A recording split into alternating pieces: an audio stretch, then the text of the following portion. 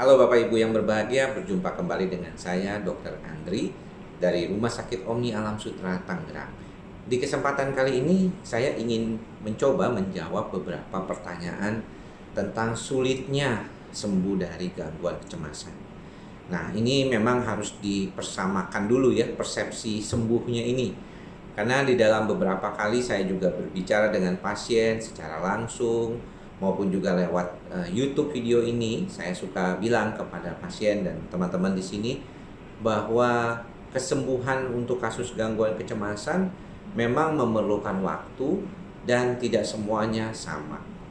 Pada beberapa kasus psikosomatik yang nyata, saya bisa membantu pasien itu dalam 2 minggu sampai 1 bulan itu sudah merasakan perubahan yang cukup signifikan ya. Bahkan sampai hilang gejalanya sama sekali. Tetapi pada kondisi gangguan kecemasan, apalagi yang sudah cukup kronis ya, cukup panjang dialami, maka dia membutuhkan waktu.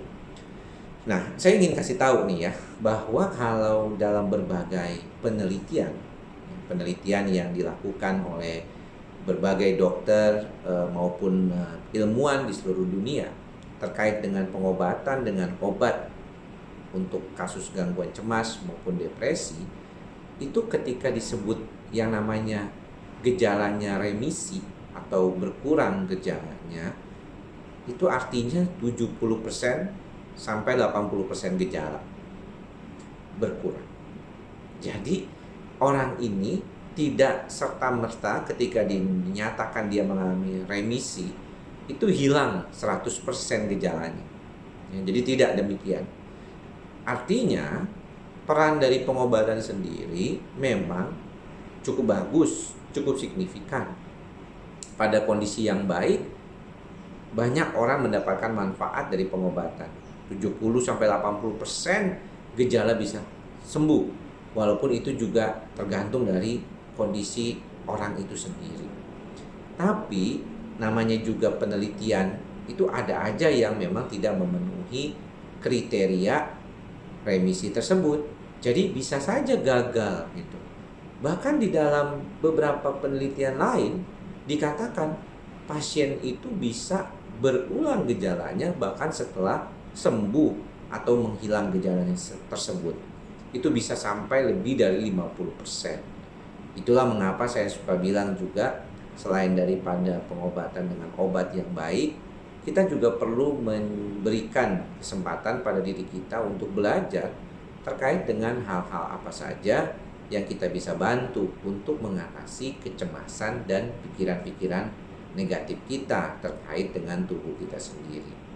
Nah, beberapa hal ini untuk memberikan suatu kelegaan hati buat teman-teman semua di sini bahwa memang tidak mudah untuk mengatasi kondisi tersebut.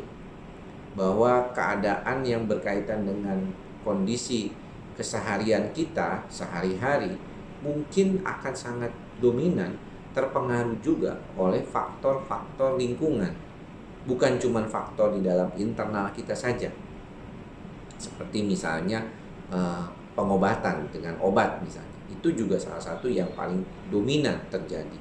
Nah, untuk itulah saya selalu bilang bahwa ada baiknya kita berpikir secara apa adanya, secara pikiran yang sabar ya, yang ikhlas, yang sadar terkait dengan apa yang kita pikirkan di dalam kehidupan kita dan juga terkait dengan terapi itu sendiri. Nah, mengapa dok? Karena gini ya, kalau misalnya kita itu merasa keburu-buru, pengen cepet-cepet baik dari obat ataupun dari pengobatan itu sendiri, maka tidak mudah juga kadang-kadang buat kita untuk mengatakan bahwa oke, kita ini bisa melewati kondisi seperti ini gitu. Tapi ada beberapa di antaranya seringkali tidak mampu juga mengatasi keadaan ini gitu. Sehingga ya bolak-balik aja gitu. Ya, dia hanya berpikir bahwa obat itulah yang paling bisa membantu dia. Sedangkan dia tidak mau berupaya untuk menjadi yang lebih baik, yang lebih stabil untuk ini. Problem-problem seperti ini yang kadang-kadang malah menyulitkan orang tersebut. dia bersikeras bahwa obatlah yang harus diperhatikan untuk pengobatan, tapi dia lupa untuk mengendalikan pikiran dan perasaannya untuk bisa lebih rileks, lebih nyaman dengan kondisinya.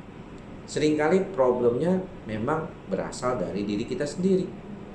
Kita seringkali membuat diri kita berada dalam posisi sulit, tetapi kita tidak menyadarinya. Karena mungkin kita tidak tahu mana yang benar, mana yang salah, mana yang wajib, mana yang tidak wajib.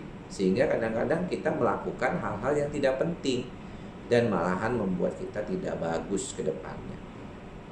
Saya selalu berpikir bahwa pada dasarnya gangguan kecemasan adalah akibat dari akumulasi sistem saraf pusat kita yang tidak lagi sanggup menahan gejolak-gejolak pikiran dan perasaan yang sudah tertimbun lama.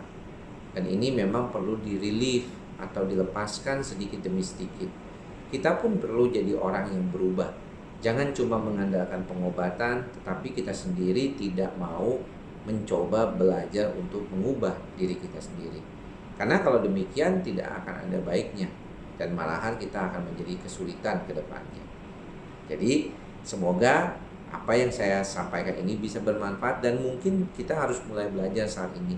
Jangan hanya menggantungkan obat, jangan hanya berpikir bahwa obatlah satu-satunya, karena remisi sendiri tadi sudah saya sebutkan 70-80% saja yang sembuh, yang berkurang gejalanya.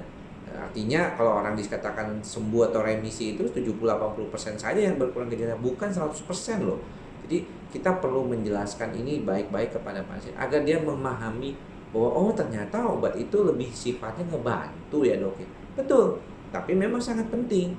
Karena ketika orang itu sudah lama cemasnya, dan banyak begitu ya, itu sistem struktur saraf pusat akan berubah. Respon dia terhadap situasi lingkungan juga akan berubah. Termasuk kepada alam sekitarnya juga berubah.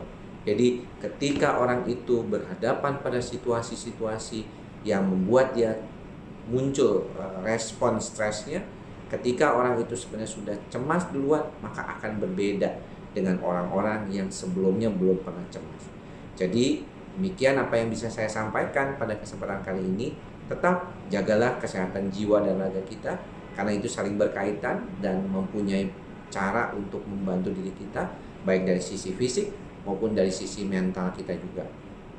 Dan harapan saya semoga kita semua juga bisa selalu berupaya menjadi orang yang baik, yang bisa memfokuskan diri kita pada hal-hal yang baik di dalam kehidupan kita ini. Dan jangan lupa untuk selalu berupaya yang terbaik buat kehidupan kita ya. Semoga semua makhluk berbahagia. Sampai bertemu lagi di lain kesempatan. Salam sehat jiwa. Bye-bye.